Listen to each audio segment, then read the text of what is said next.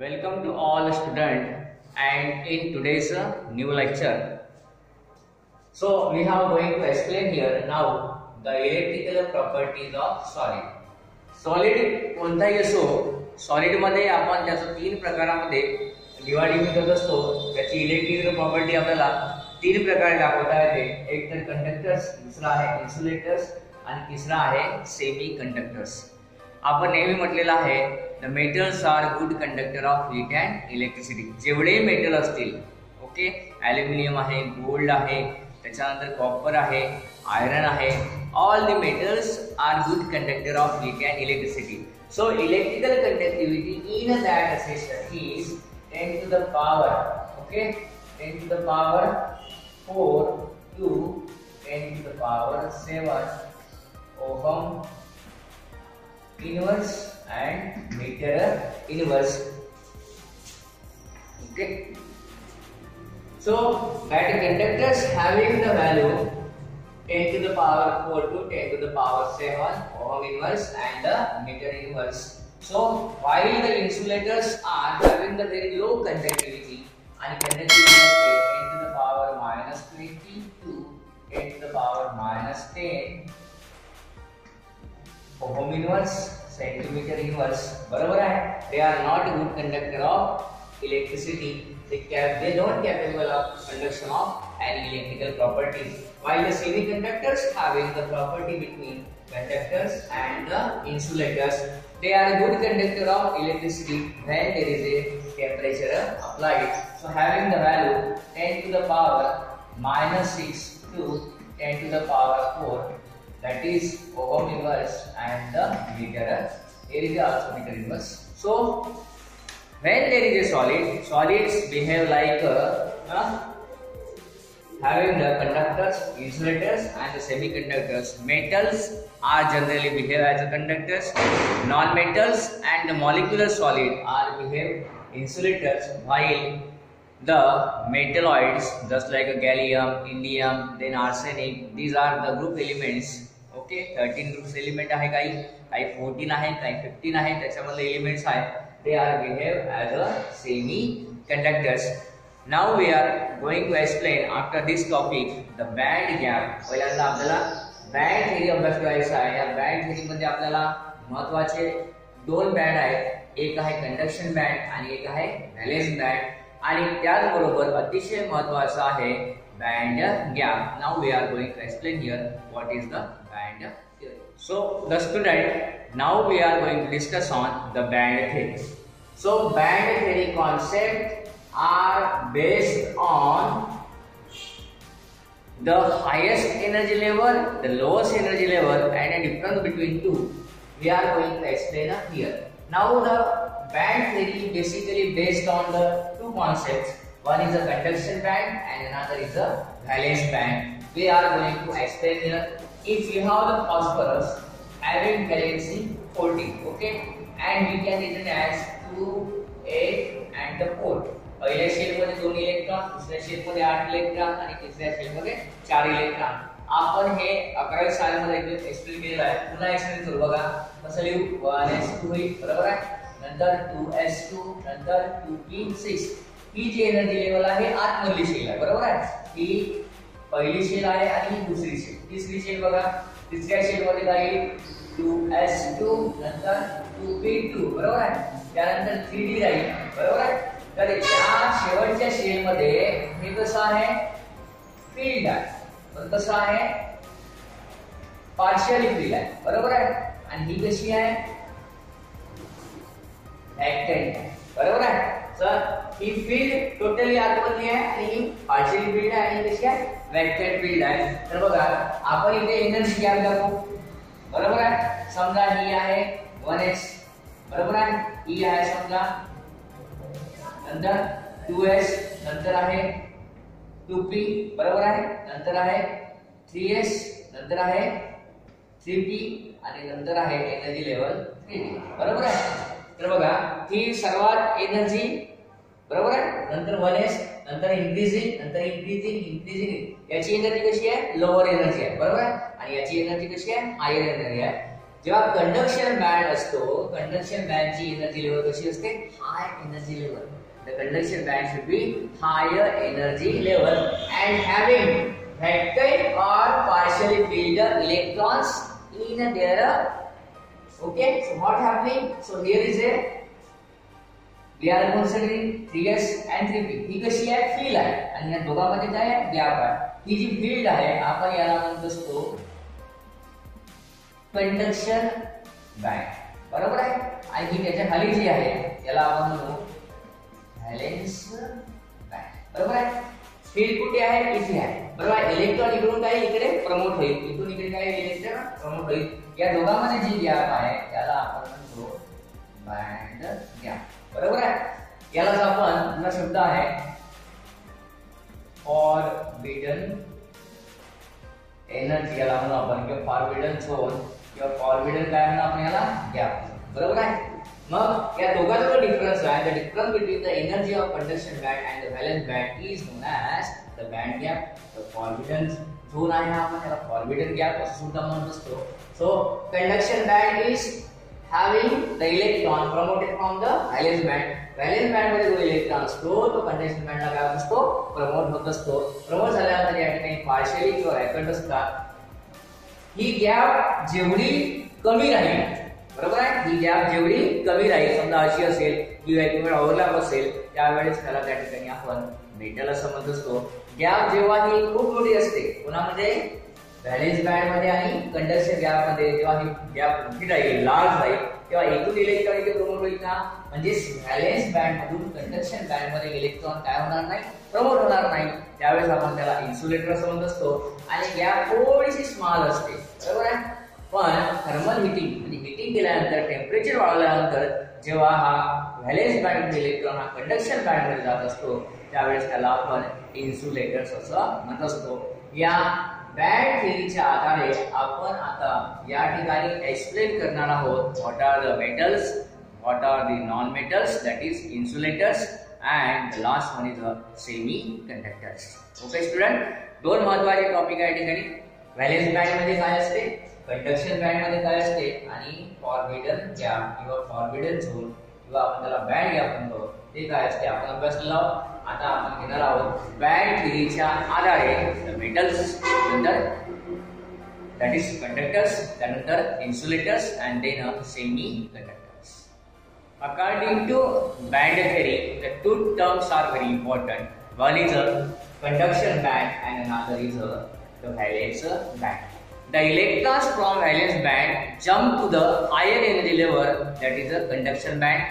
जी आपल्याकडे valence band असते त्याची एनर्जी कशी असते? कमी असते. आणि कंडक्शन बँड मध्ये काय असते? एनर्जी ही जास्त असते, बरोबर आहे. म्हणजेच काय आहे, लोअर एनर्जी कडून हायर एनर्जीकडे इलेक्ट्रॉन काय करेल? जम्प करेल. त्याच्यावरतीच आपण त्याला कंडक्टर, इन्सुलेटर किंवा सेमी कंडक्टर असं म्हणणार आहोत. तर आपल्याकडे पहिल्यांदा आहे कंडक्टर. जर म्हणायचं असेल, they are good conductor of heat and electricity. All the metals have behaved these conductors property. What happening? बघा या ठिकाणी काय आहे, दोन गॅप आहेत, एक कंडक्शन बँड आहे आणि एक कुठला आहे? व्हॅलेन्स बँड आहे. या दोघांमध्ये गॅप दिसतो का तुम्हाला?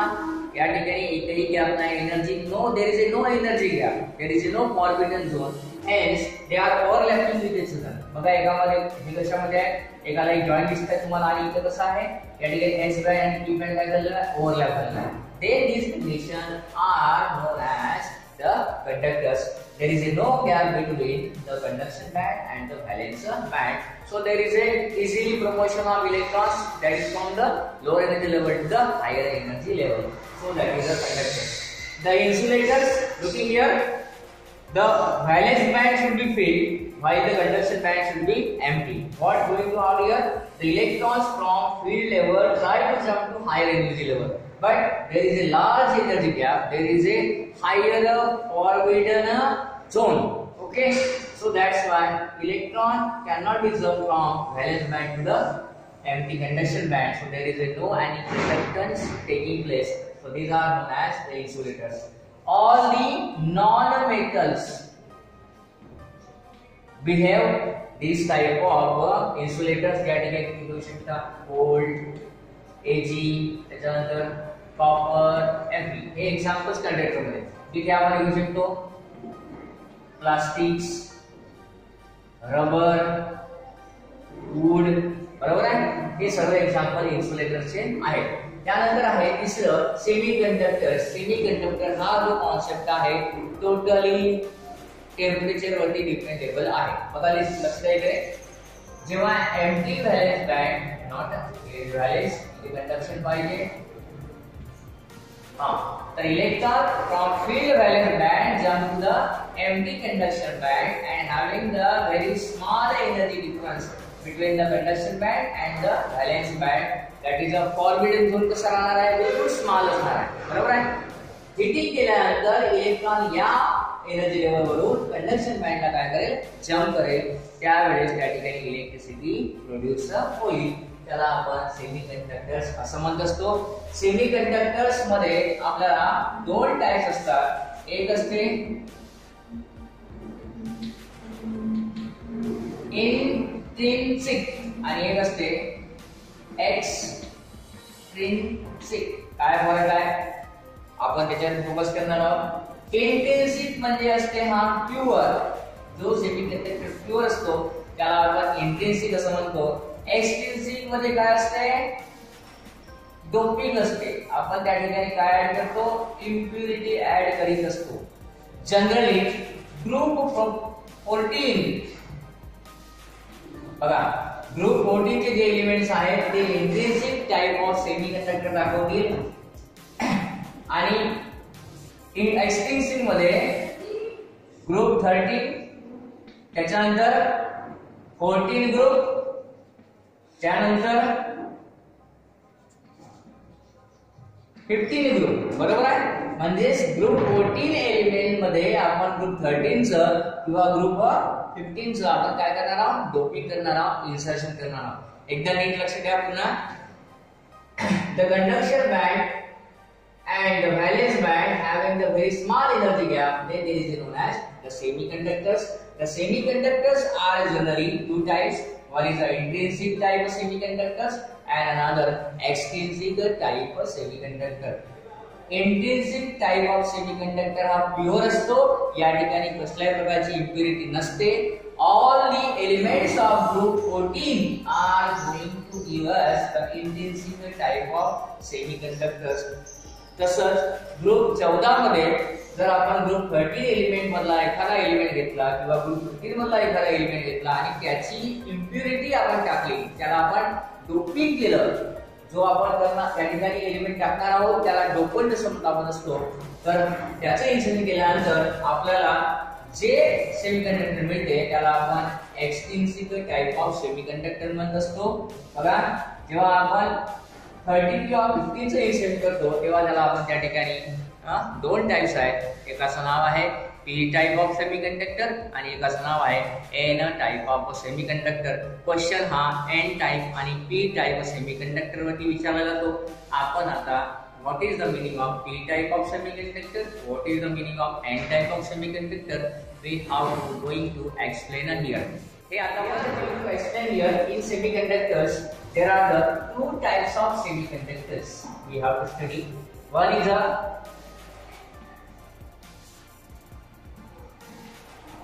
intrinsic and another is a extrinsic type of semiconductors. बघा, एक इंट्रिन्सिक आहे आणि एक एक्सट्रिन्सिक आहे. समजा ग्रुप 14 टाइप्स ऑफ एलिमेंट आहे आपल्याकडे. किती आहे? Group 14 types. यामध्ये मी घेतो फॉस्फरस ॲटॉमिक नंबर 14. जर आपण याचं इलेक्ट्रॉनिक कन्फिगरेशन लिहिलं तर 2, 8 आणि 4. याच्या शेवटच्या शेल मध्ये किती इलेक्ट्रॉन आहेत? 4 इलेक्ट्रॉन आहेत. 4 इलेक्ट्रॉन असल्यामुळे त्याची व्हॅलेन्सी किती झाली? 4. मग मी सिलिकॉन लिहून घेतो. silicon and the silicon connected with the other silicons. Okay, here is also silicon. Okay, so these are the valencies related with the silicon. Okay, म्हणजे हा जो सिलिकॉन आहे हा दुसऱ्या सिलिकॉन सोबत बॉन्डिंग मध्ये आहे. या सिलिकॉनचे 4 इलेक्ट्रॉन आणि या सिलिकॉनचे 4. बरोबर आहे. म्हणजे इंट्रिन्सिक टाइप ऑफ सेमीकंडक्टर जो असतो त्याच्यामध्ये सेम एलिमेंटच असतात आणि एकमेकांसोबत कनेक्ट असतात. हा कोणत्या फॉर्म मध्ये आहे? प्युअर फॉर्म मध्ये आहे. बरोबर आहे. म्हणजे याच्याकडे हा इलेक्ट्रॉन आहे, याच्याकडे हा इलेक्ट्रॉन आहे. हा इलेक्ट्रॉन काय होईल? जंप करेल. इथे समजा हा इलेक्ट्रॉन आहे, हा इलेक्ट्रॉन काय करेल? जंप करेल. इथे इलेक्ट्रॉन हा काय करेल? जंप करेल. म्हणजे electron from lower energy level to the higher level येणार जंपिंग. जेव्हा इलेक्ट्रॉनचं मुवमेंट होते, जेव्हा इलेक्ट्रॉन ट्रान्सफर होते, तेव्हाच कंडक्शन पॉसिबल आहे. आणि सेमीकंडक्टर मध्ये अतिशय महत्त्वाची गोष्ट असते ती असते टेम्परेचर. बरोबर आहे. याला आपण म्हणू थर्मल कंडिशन. जेव्हा आपण टेम्परेचर देतो त्यावेळेस हा इलेक्ट्रॉन इथून मूव्ह होते आणि मूवमेंट ऑफ इलेक्ट्रॉन म्हणजे काय होतो? कंडक्शन होतो. म्हणजे इंट्रिन्सिक टाइप ऑफ सेमीकंडक्टर हा प्युअर असतो. त्याला आपण हिटिंग केल्यानंतर इलेक्ट्रॉनची मूवमेंट होते आणि इलेक्ट्रिसिटी काय होते? ट्रान्सफर होते from one place to another place. That is known as the intrinsic type of semiconductors. याच्यामध्ये अतिशय महत्त्वाची गोष्ट आहे, हा प्युअर जे 40 ग्रुप ऑफ एलिमेंट आहेत त्याच्यापासूनच तयार होतो. नंतर आहे आपल्याकडे extrinsic type of semiconductor. Semiconductors are two types. One is the intrinsic and another is the extrinsic. So we have to explain here extrinsic type of semiconductors. That is insertion of impurity. Okay. When there is a extrinsic type of semiconductor, then there is a putting of the impurity and known as the doping. आपण या ठिकाणी एक दुसऱ्या हाय electrical conductivity असलेल्या एलिमेंटचं काय करणार आहोत? Doping करणार आहोत. आपल्याकडे इंट्रिन्सिक टाइप ऑफ सेमीकंडक्टर आहे जो प्युअर सेमीकंडक्टरने फॉर्म झालेला आहे. त्या ठिकाणी आपण काय करत आहोत? त्या ठिकाणी आपण दुसऱ्या एका एलिमेंटचं काय करत आहोत? इन्सर्शन करत आहोत, इंट्रोडक्शन करत आहोत किंवा त्याला आपण इंट्रोड्यूस करत आहोत, इन्सर्शन करत आहोत, डोपिंग करत आहोत. त्याला आपण पी टाइप ऑफ सेमीकंडक्टर असं म्हणत असतो. तेव्हा कोणतं कॉम्बिनेशन आहे बघा? ग्रुप 14 प्लस ग्रुप 13 एलिमेंट्स याचा आपण डोपिंग करतो. पी चा अर्थ होतोय पॉझिटिव्ह. यस, पी चा अर्थ काय होतो? पॉझिटिव्ह. याला आपण म्हणतो डिफिशियन्सी ऑफ इलेक्ट्रॉन. म्हणजे ग्रुप 14 चा जो एलिमेंट आहे त्याच्यातून जो आपण इंट्रिन्सिक टाइप ऑफ सेमीकंडक्टर बनवतो त्या ठिकाणी आपल्याला ग्रुप 13 एलिमेंट्स काय करायचं आहे? डोपिंग करायचं आहे. आता नीट लक्ष द्या. आपण सिलिकॉन घेतला होता, बरोबर? Silicon silicon silicon silicon silicon silicon एक बघा एकमेकाला अटॅचमेंट आहे सिलिकॉनचं, बरोबर? बघा इथे एक व्हॅलेन्सी, दोन व्हॅलेन्सी, तीन व्हॅलेन्सी, चार व्हॅलेन्सी. प्रत्येक सिलिकॉनची 4 व्हॅलेन्सी आहे. याच्या ऐवजी आपण काय करतो या ठिकाणी बघा ग्रुप 13 एलिमेंट. 13 मध्ये बघा कोणता कोणता आहे? बोरॉन आहे, ॲल्युमिनियम आहे, गॅलियम आहे, इंडियम आहे, हेलियम आहे. इथे आपण इंडियम पुट करू. इंडियम पुट केल्यानंतर बघा इंडियम हा ग्रुप 13 एलिमेंट असल्यामुळे त्याच्या शेवटच्या शेअर मध्ये किती इलेक्ट्रॉन राहतील? त्याच्या शेवटच्या शेअर मध्ये 3 इलेक्ट्रॉन राहतील. मग इथे इंडियम लिहिलं. मग बघा हा एक इलेक्ट्रॉन, हा दुसरा इलेक्ट्रॉन, बरोबर? हा तिसरा इलेक्ट्रॉन. इथे इलेक्ट्रॉन आहे का? इथे इलेक्ट्रॉन नाही आहे, बरोबर आहे? इथे इलेक्ट्रॉन आहे का? नाही आहे. इथे काय आहे बघा? इथे इलेक्ट्रॉन नसल्यामुळे काय होईल? जेव्हा आपण याला थर्मल इलेक्ट्रिसिटी याला आपण टेम्परेचर प्रोव्हाइड करू तेव्हा काय होईल? इथे हा गॅप आहे. हा इलेक्ट्रॉन काय करेल? इथे जंप करेल, बरोबर? पुन्हा गॅप तयार होईल, पुन्हा इलेक्ट्रॉन जंप करेल. मग अशा प्रकारे काय होईल? व्हॅलेन्स बँड मधून कंडक्शन बँड मध्ये इलेक्ट्रॉन जंप करेल.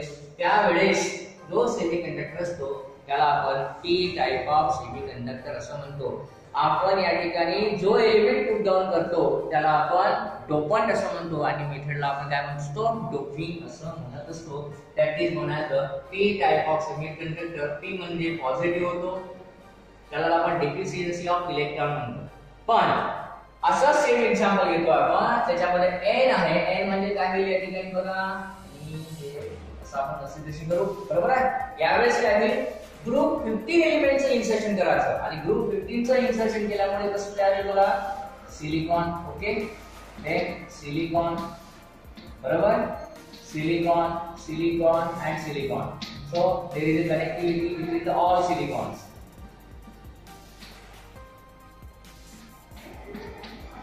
बरोबर, इथे बघा मगाशी आपलं झालं होते ते आपण करून घेतोय. ठीक आहे, ओके. सो काय होईल बघा, कोणत्या टाइप ऑफ सेमीकंडक्टर झाला हा, इंट्रिन्सिक टाइप ऑफ सेमीकंडक्टर झालेला आहे. या ठिकाणी आपण कशाचं डोपिंग करणार आहोत, ग्रुप 50 एलिमेंट्स आणि ग्रुप 50 एलिमेंट मध्ये किती इलेक्ट्रॉन एक्स्ट्रा, 5. त्याच्याकडे 5 इलेक्ट्रॉन आहे. मी समजा याला एक कमी केलं आणि त्याऐवजी मी आर्सेनिक ठेवलं AS, मग इथे 1 इलेक्ट्रॉन, 2 इलेक्ट्रॉन, 3 इलेक्ट्रॉन, 4 इलेक्ट्रॉन, इथे 1 इलेक्ट्रॉन आहे. बरोबर आहे, पण एक्स्ट्रा 1 इलेक्ट्रॉन असेल. बरोबर आहे, इथे काय असतो, एक्स्ट्रा इलेक्ट्रॉन. आणि इथे काय होता, एक्स्ट्रा इलेक्ट्रॉन होता का नाही होता, इथे डिफिशियन्सी ऑफ इलेक्ट्रॉन होती, या ठिकाणी एक्स्ट्रा इलेक्ट्रॉन आहे. मग एक्स्ट्रा इलेक्ट्रॉन असल्यावर काय होईल, समजा पुन्हा इथे आपण कोड केला आहे आर्सेनिक, पुन्हा 1 2 3 4, पुन्हा याच्याकडे एक्स्ट्रा इलेक्ट्रॉन असेल.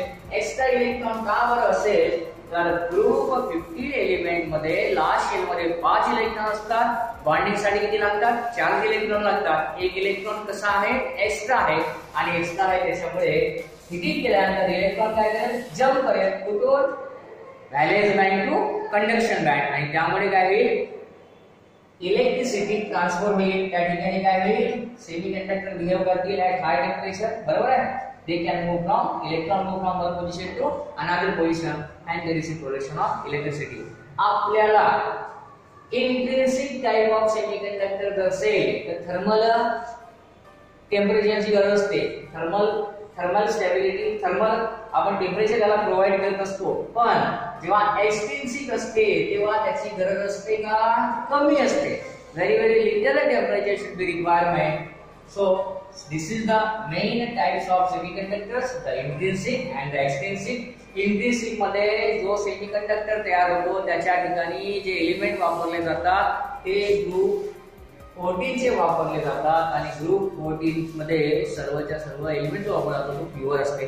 एक्सट्रिन्सिक मध्ये प्युअर असतो का, ग्रुप 14 चाच वापर करून आपण त्याच्यामध्ये कशाचं इन्सर्शन करतो, ग्रुप 13 चं इन्सर्शन करतो आणि ग्रुप 15 चं इन्सर्शन करतो. 13 चं इन्सर्शन केलं तर त्याला पी टाइप ऑफ सेमीकंडक्टर म्हणतो, आणि 14 चं जर इन्सर्शन केलं आपण प्युरिटीची तर आपण त्याला 14 चं नाही 15 चं जर इन्सर्शन केलं तर आपण त्याला या ठिकाणी एन टाइप ऑफ सेमीकंडक्टर्स असं म्हणत असतो. So what are the semiconductors, the semiconductors having the property between the insulators and the conductors, but there is a requirement of temperature. There are the two types of semiconductor, the extrinsic type of semiconductor and intrinsic type of a semiconductor.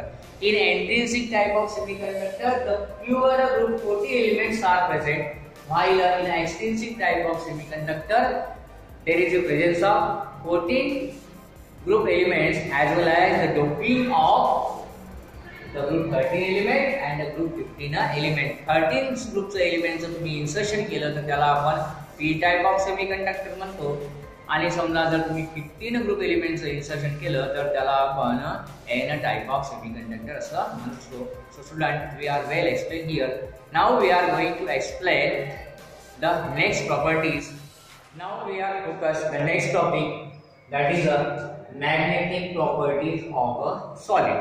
So how the magnetism property explained by the solid? So generally there is 3 types of magnetism associated with the solid: the diamagnetism, the paramagnetism and the ferromagnetism. Diamagnetism means the paired electron, okay. Paramagnetism means only presence of singular electron, and here is a large electrons. Okay, now listen here. In a diamagnetic solids, all the electrons present in the given substance are paired.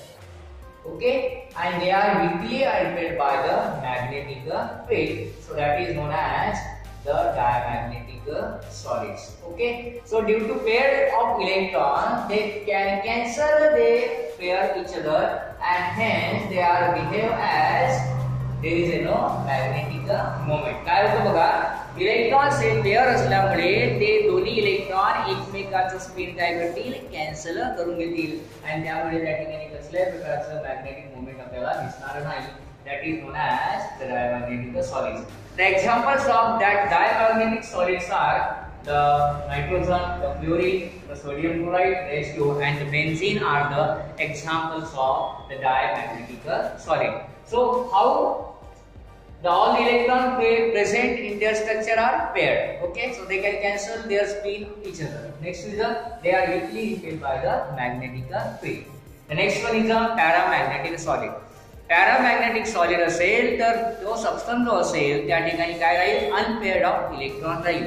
बरोबर, unpaired of electron असेल त्याच्यामुळे ते are weakly attracted by the magnetic field. म्हणजे attraction of electron व्हायचं असेल किंवा repulsion व्हायचं असेल तर इलेक्ट्रॉन्स असणं आवश्यक आहे. पेअर्ड इलेक्ट्रॉन राहतील तर रिपेअर होईल, पण अनपेअर्ड राहतील तर काय होईल, अट्रॅक्ट होईल. पण अट्रॅक्ट कसं होईल, वीकली अट्रॅक्ट होईल.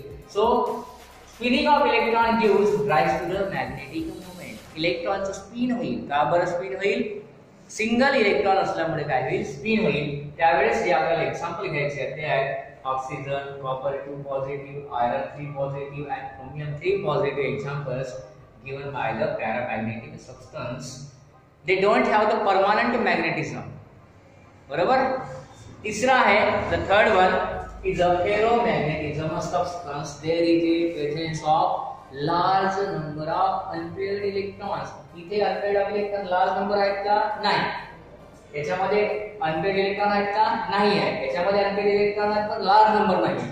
फेरोमॅग्नेटिझम मध्ये नंबर ऑफ इलेक्ट्रॉन जे आहेत ते लार्ज आहेत आणि नंबर ऑफ इलेक्ट्रॉन लार्ज असल्यामुळे they are strongly attracted by the magnetic field. When the magnetic field is applied and there is a presence of number of unpaired electron, then this type of component shows the ferromagnetism property.